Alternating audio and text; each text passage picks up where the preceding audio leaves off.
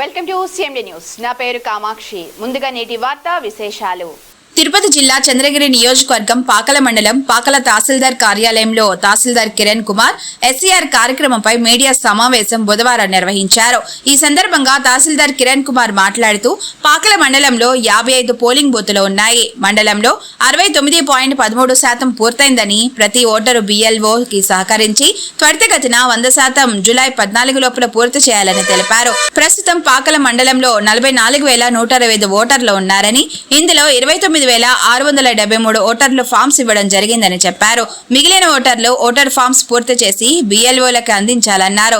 ఇందులో మైగ్రేడ్ 127 మంది ఓటర్లు, డూప్లికేట్ ఓట్లు 191 ఓట్లు ఉన్నాయని తెలిపారు. ఓటర్స్ దగ్గరకు BLOలు వెళ్లి వేగవంతంగా జూలై 14 లోపు SCR కార్యక్రమం పూర్తి చేయాలని సూచించారు.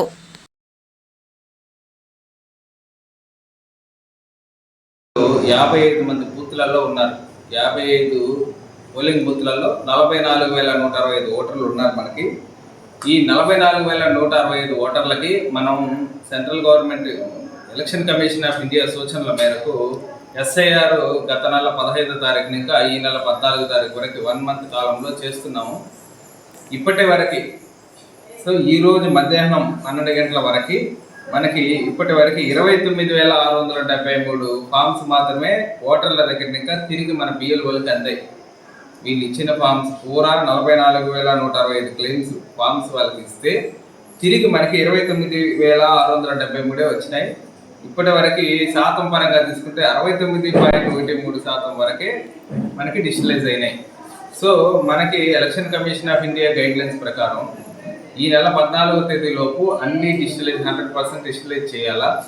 ఈ డిజిటలైజేషన్లో భాగంగా ఎక్కడైనా అన్మ్యాపింగ్ ఉన్నా, మ్యాపింగ్ లేకుండా పబ్లిక్కి 2002లో మ్యాపింగ్ లేకపోతే వాళ్ళకి తర్వాత రాబోయే 1 మంత్లో అబ్జెక్షన్స్, నోటీసెస్ దీనిపైన వాళ్ళ దగ్గర అబ్జెక్షన్స్ తీసుకొని మళ్ళా ఆర్డర్స్ పాస్ చేయడం జరిగింది. వాళ్ళు ఓటర్గా కొనసాగించాలా లేదనేది విచారించి ఆర్డర్స్ పాస్ చేయడం జరుగుతుంది. సో ఇప్పటి వరకు మనం చేసిన ఈ విచారణలో 534 మంది చనిపోయినట్లుగా, 534 ఓటర్లు చనిపోయినట్టుగా మన BLOలు గుర్తించినారు. అదే క్రమంలో 127 మంది మైగ్రేట్ అయినట్టుగా, 191 ఓట్లు డూప్లికేషన్ ఓట్లు ఉన్నట్టుగా, 5 మంది ఆ డోర్ నెంబర్లో ఆబ్సెంటీస్గా ఉన్నట్టుగా ఇప్పటి వరకు తెలిసింది. సో తెలిసినవన్నీ బూత్ లెవెల్ ఏజెంట్లతో, సంబంధిత బూత్ లెవెల్ ఏజెంట్లతో BLOలు మీటింగ్ పెట్టుకొని దీనిపైన ఒక సమావేశం పెట్టుకొని ఒక మినిట్స్లో ఇప్పటి వరకు ఏవైతే గుర్తించినారో అవన్నీ వాళ్ళకి వివరించి దాంట్లో ఆమోదం కూడా తీసుకోవడం జరిగింది.